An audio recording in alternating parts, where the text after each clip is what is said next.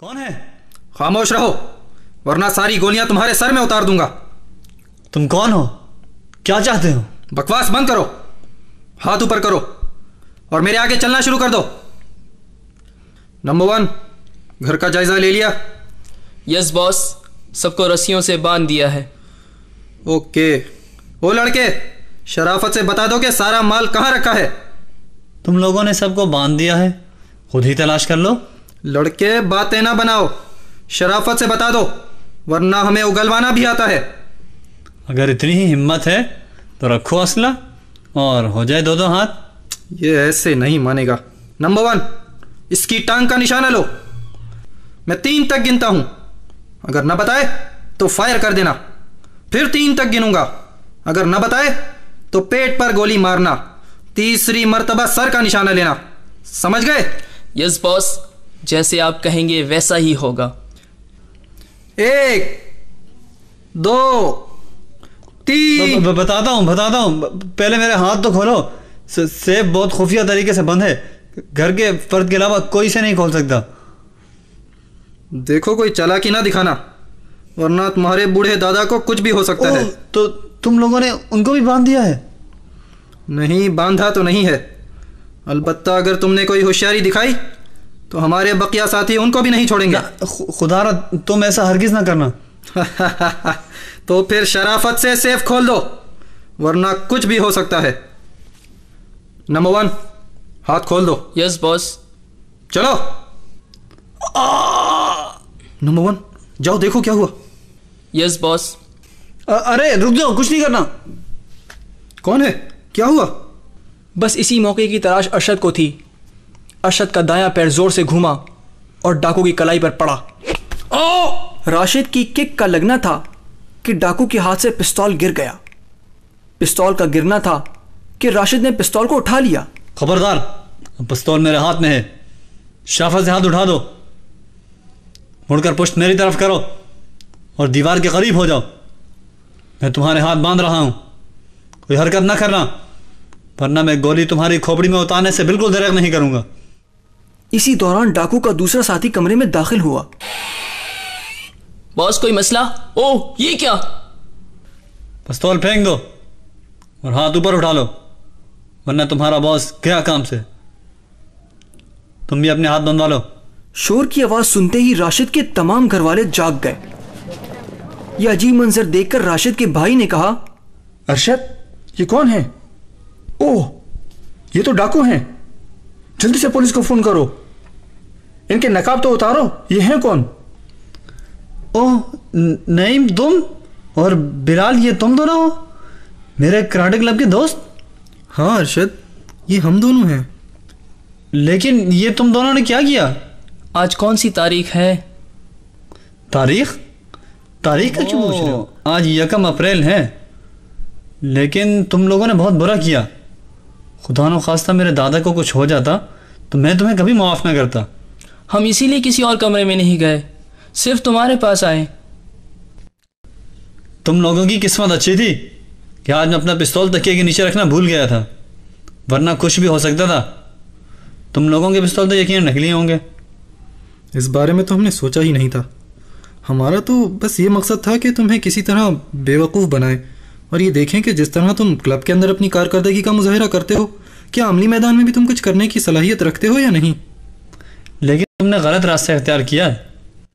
खुदा न खास्ता इसमें तुम्हारी या किसी और की जान भी जा सकती थी और फिर अप्रैल फूल मनाकर तुम कुफ्फार की सफ़ों में खड़े हो गए।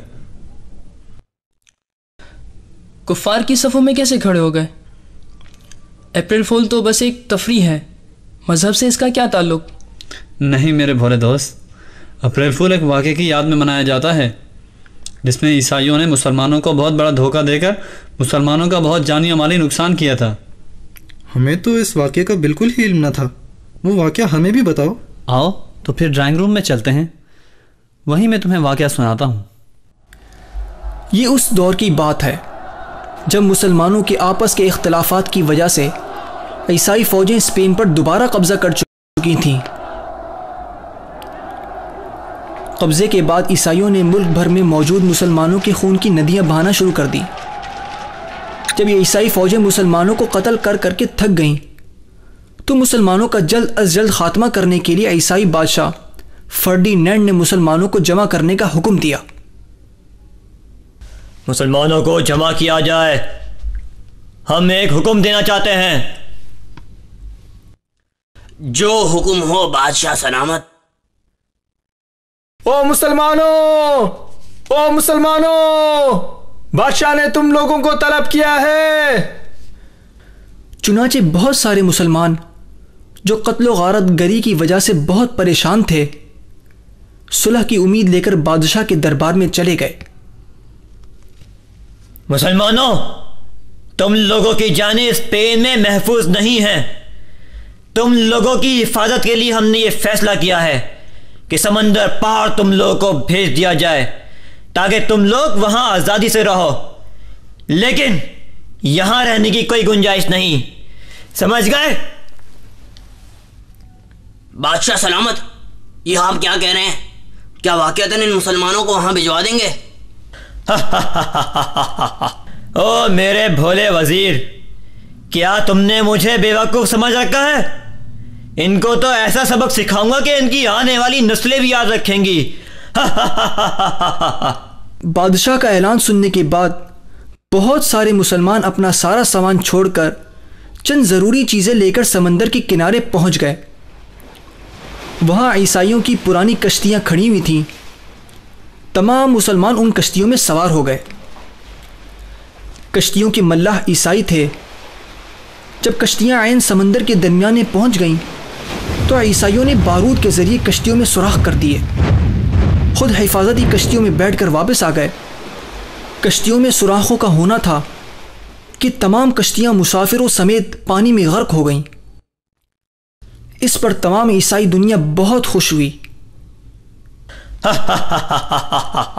वजीर साहब, देखा तुमने कैसा सबक सिखाया इन मुस्लिमों को।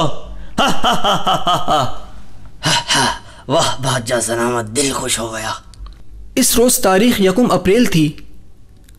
इसी वाक़े की याद में मगरिबी दुनिया में 1 अप्रैल को अप्रैल फूल मनाया जाता है और बेखबर मुसलमान भी उनके साथ शरीक हो जाते हैं। सुना तुम लोगों ने? हाँ दोस्त, हम बहुत शर्मिंदा हैं। बच्चों, सुना आपने? इसी तरह बसंत भी एक हिंदू गुस्ताख रसूल की याद में मनाया जाता है और बहुत ही अफसोस की बात है कि हम भी इसमें बिला सोचे समझे शरीक हो जाते हैं। अरे ये हरन कौन मार रहा है? अच्छा, भाई ट्रक वाले आए हुए हैं, इनका भी अजीब किस्सा है, तो आइए सुनते हैं। एक दिन एक ट्रक वाले को पुलिस वाले ने रोका। रुक जाओ, ट्रक की तलाशी दो। ले लो साहब।